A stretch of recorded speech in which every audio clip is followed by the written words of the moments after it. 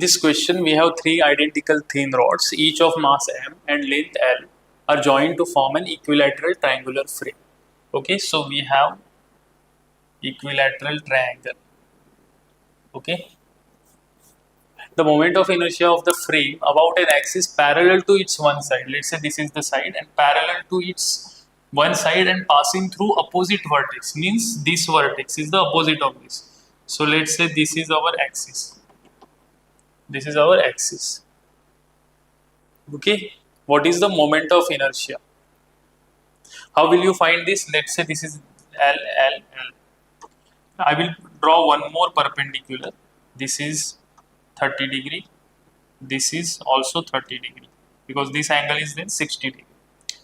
Now the moment of inertia of this rod about this axis is m L cos 30 square by 3, right? M L cos 30 whole square by 3 is the moment of inertia of this rod. Why? Because I already told you in the previous question, you have to take the component of this length perpendicular to the axis, that is L cos 30. So this is also M L cos 30.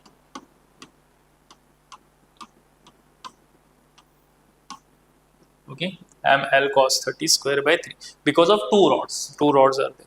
And now there is this mass. Now this mass is at a certain length which is L cos 30. So M L cos 30 square. M L cos 30 square. Okay.